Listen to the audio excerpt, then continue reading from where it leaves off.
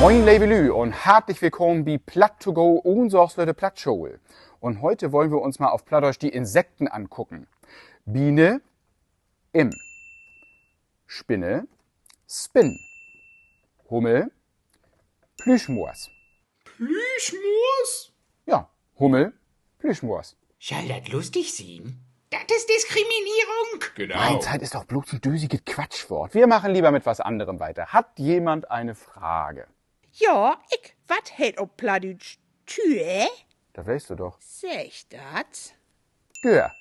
Und was heißt die? Day, Und durch? Dör. Was heet dort? Dor, Und was heet durch die Tür dort durch? Dör, die Dör, Dor, Dör.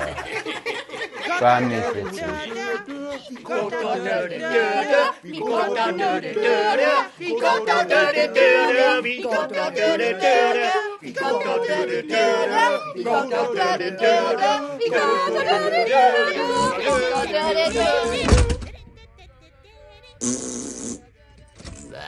Das ist ja nur peinlich, diese jungen Lü.